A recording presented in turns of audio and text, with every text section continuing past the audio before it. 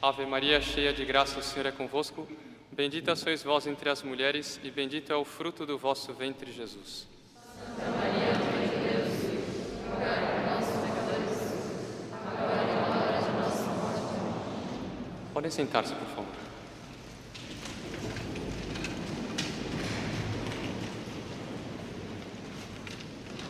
É muito feio falar de alguém pelas costas, mas como não é crítica, acho que não há problema.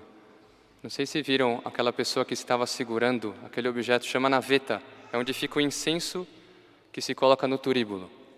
Depois vão ver ele entrar aqui, coitado, deve estar ouvindo que a gente está falando dele aqui. Ele é da Índia, indiano, lá não sei a quantos 1000 quilômetros de distância. Está aqui num período de formação. Para vir de lá até aqui de avião são exatamente 24 horas de voo, com uma escala ou nos Emirados Árabes ou pela Europa, depende um pouco. Eles vêm pelo Atlântico, não pelo Pacífico. Uma longa viagem. E a gente vê o que está em São Pedro aqui. Deus não faz distinção de povos. Tem de tudo aqui entre nós. O coro das irmãs, tem gente de todas as nacionalidades lá. Mas ele estava contando, e os outros indianos, a riqueza da natureza lá na Índia. Primeiro que é um país gigantesco, mas, por exemplo, é muito comum, todo indiano já andou de elefante. E teve um padre brasileiro, carioca, o padre Carlos Adriano, ele fala nas redes sociais aí dos arautos, ele teve a oportunidade de ir para a Índia, ele disse, eu realizei meu sonho de criança, andar em cima de um elefante, é uma coisa extraordinária. Tigres que andam pela floresta, que é bonito de ver se estiver em cima de um elefante só. Mas é interessante como Deus criou animais os mais diversos possíveis. Nós temos desde um elefante até um esquilo. Mesmo dentro das raças dos animais, se a gente pega o cachorro, por exemplo, a gente tem desde um chihuahua até um pastor alemão, um rottweiler. Nós temos entre as aves, desde o pintinho, da galinha até a águia, e assim por diante. Nunca um animal vai se transformar no outro. Ele nasceu daquele jeito, ele vai morrer daquele jeito. Só que sabe o que acontece? É que às vezes a gente aplica esse princípio para os santos. Então a gente vê aqui, por exemplo, tem vários santos pintados, São Tomás de Aquino, Santo Inácio de Loyola, São Luís Grignion de Montfort, Santo Elias e São Bento. E a gente pensa, eles são de outra espécie. Eles nasceram assim. Eu nunca vou chegar até lá. É como um chihuahua que quiser ser leão. Só pode fazer ele engrossar a vozinha dele lá, que não tem jeito dele dar um rugido. Vai tentar correr, não tem como. Eu não dou para isso. E muitas pessoas acham que a santidade é isso. A santidade é inatingível, são pessoas que nasceram como estrela. Isso não é verdade. A prova que não é verdade é que eu vi muitos santos que antes de serem santos foram piores do que o pior de nós que estiver aqui dentro. Eu sei que são todos muito bons, mas entre os bons sempre tem alguém que é menos bom do que os outros. Santo Agostinho, por exemplo. Santo Agostinho era um monstro. Santo Agostinho era um homem que ninguém gostaria de ter por companheiro. Tá bem, esse homem em certo momento recebe uma graça, se transforma em um luminar na história da igreja. O próprio Santo Inácio de Loyola, o primeiro ali das rosáceas redondas, era um homem também que não valia grande coisa, hein? Em certo momento se transforma, e em grande parte é por causa dele que nós somos católicos aqui na América e na Índia também, para falar desse irmão. O que faz uma pessoa sair de homem normal, como qualquer um de nós, para chegar ao estado deles? Qual que é o segredo da santidade? Alguém dirá, é o amor que está falando na liturgia. Claro que sim, mas a palavra amor está tão esvaziada de sentido. Sabe o que é o fundo da questão?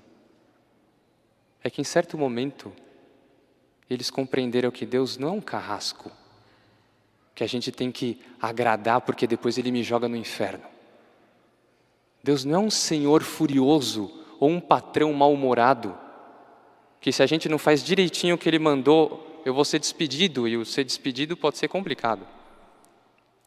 Ou Também Deus não é aquela pessoa em relação à qual eu tenho interesses. Eu preciso agradar para Ele me dar o que eu preciso. Deus é amigo. Quando nós somos batizados, isso diz a teologia, Deus vem para a nossa alma como pai e como amigo. É muito, muito forte a expressão. A expressão amigo. Uma vez, nós estávamos tendo um treino com uma pessoa, um conjunto, nós estávamos fazendo uns treinos de exercícios, coisas assim. Foi um treino longo, assim, que durou meses. E no fim, foi dado para o treinador, aliás, terminou bem no aniversário dele. Foi entregue um bolo, uma série de presentes para ele. Começou a chorar, uma pessoa já com umas décadas de vida. Começou a chorar, chorar, chorar. Ele disse, essa é a maior alegria da minha vida. Eu percebo que pela primeira vez eu tenho amigos que não querem nada de mim a não ser minha amizade. Imagine chegar aos seus 40, 50 anos e ele disse que nunca teve um amigo. Nossa, que dor, deu uma pena dele. Ele encontrou os amigos. Somos amigos desse homem até o fim. E ele é bom amigo também. Mas como é que a gente compreende a Deus como amigo? O que é o amigo? Por contraste, não é aquilo que aconteceu com Churchill uma vez. Primeiro-ministro da Inglaterra, época da Segunda Guerra Mundial. Recém-eleito, estava indo para a BBC fazer daqueles discursos dele, que depois ficaram famosos. Pegou um táxi, já à noite, mais ou menos à noite, estava escuro. Era inverno, portanto o sol se põe muito cedo. Entrou no táxi, o taxista nem percebeu que era o primeiro-ministro. Me leva para a BBC. Quando chegou na BBC, chegou na frente do rádio, isso é fato histórico. Ele disse, será que você pode ficar aqui fora me esperando? Uns 10, 15 minutos, para depois que eu sair, você me leva de volta para casa? Aí o taxista, não, de jeito nenhum, não posso. Hoje, Churchill vai falar na rádio, eu não posso perder o discurso dele. Churchill ficou assim, imagine, ele ficou cheio assim de brio, mas por outro lado ele ficou emocionado também. Puxa, tem uma pessoa idealista aqui. Ele, vamos testar para ver se isso aqui é sincero. Aí Churchill abriu a carteira, pegou uma quantidade de dinheiro, relativamente considerável, e disse, e se eu te oferecer isso aqui? É triste a história, mas o homem pegou, quer saber de uma coisa? Que Churchill vai para o inferno. Aí Churchill desceu decepcionado do táxi e disse, realmente, todo mundo é meio igual mesmo. E aí Churchill disse depois, o que fizeram com o dinheiro? Quem que foi o responsável por colocar o dinheiro numa tal altura que a gente vende amizade, honra, família e até a alma por causa do dinheiro? Quem que foi que fez isso? Não é a amizade verdadeira. E quando nós vamos nos surpreender aqui, porque nosso Senhor Jesus Cristo diz, não vos chamo mais servos, eu vos chamo amigos. Somos amigos de nosso Senhor Jesus Cristo. Como Ele manifestou essa amizade? Está aqui na leitura de São João, a definição de Deus ousadíssima, inspirada pelo Espírito Santo. Deus é amor. Como Ele manifestou o amor dEle? Está aqui. Não teve outro modo. Por quê? Como é que a gente mostra o amor por alguém? A gente mostra no sacrifício. O amigo verdadeiro é aquele que se sacrifica quando a gente está precisando. Às vezes é sacrifício do sono. A gente, por exemplo, teve um acidente, o amigo vai visitar no hospital, não sei que horas da madrugada, a gente percebe, esse aqui é meu amigo. Ou passa conosco no hospital dias. Esse é meu amigo. Um dia aconteceu, nós temos também entre nós vietnamitas, gente do Vietnã. Aliás, gente que é descendente de mártir. Eles têm mártires, bisavós mártires, é cedo, hein? É recente. A ancestralidade é assim. Mas no século XIX houve uma grande perseguição contra os católicos no Vietnã. Final do século XIX. E alguns eles matavam, outros eles colocavam nos campos de arroz para trabalhar, uma espécie de campo de concentração. Só que eles faziam uma crueldade especial, que eles separavam as famílias. Vendiam a esposa e as crianças como escravos, para servirem nas casas, escravos domésticos, e os filhos grandes e os pais eles colocavam em campos de trabalho. E aconteceu que tinha um pai e um filho. O pai chamava, eu não vou saber pronunciar vietnamita, eles tentaram ensinar as pronúncias, mas é bem complicado. Chamava Dan e o filho chamava Wong. O pai ficou num campo de concentração e o filho ficou no outro. O filho tinha 14 anos. Isso é fato histórico, hein? Está bem. O filho ficou com um homem que tratava mal, como qualquer lugar em campo de concentração, mas tinha algo parecido com o coração dentro do peito dele. Então tinha certa pena, dava comida para ele suficiente, dava um certo repouso, ele conseguia sobreviver. E o patrão dele, o carrasco dele, dava notícias do campo do pai. As pessoas morriam em semanas lá. O homem contava grão de arroz para dar para as pessoas. E as pessoas iam morrendo, morrendo e se sucedendo. E ele ficou sabendo disso. Se meu pai vai morrer, não pode ser que meu pai morra. Um dia ele chegou para o homem, em nome, porque o homem não era católico, não era cristão. Mas os orientais têm esse amor aos antepassados, esse senso de hierarquia muito forte. Em nome do amor que você tem pelo seu pai, eu quero lhe pedir uma coisa.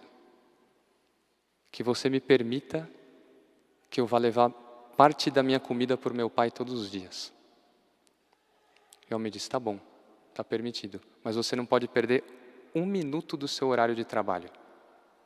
Eles acordavam às 5 da manhã. Sabe o que ele fez?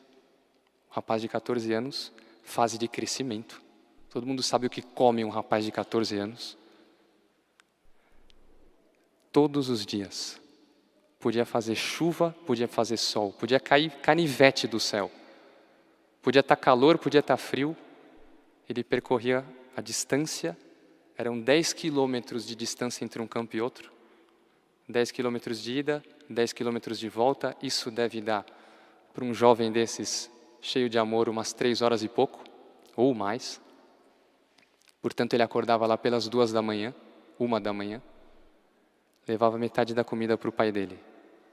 Isso durante 5 anos. Até que chegaram os franceses, entraram no Vietnã, libertaram todos os escravos, etc. Resultado, o pai e o filho tinham sobrevivido.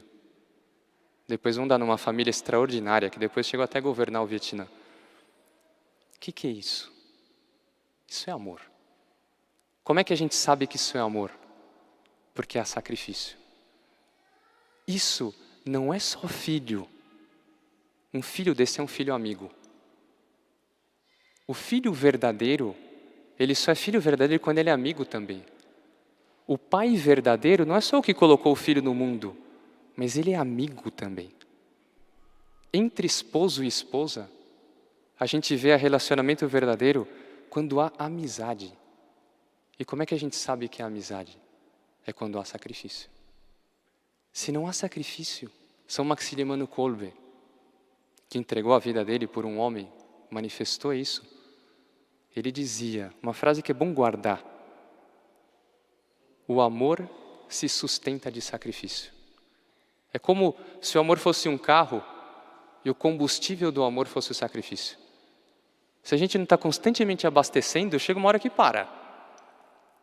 Porque a gente sabe que no relacionamento entre marido e mulher, entre amigos, entre filho e pai, pode em certo momento haver um certo desgaste.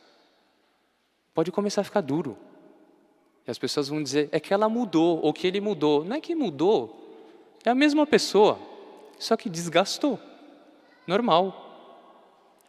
Como eu vou sustentar o amor quando o amor não é mais sensível? Sacrifique-se por essa pessoa. Façam o teste. Está começando a ficar duro o relacionamento? Façam sacrifícios.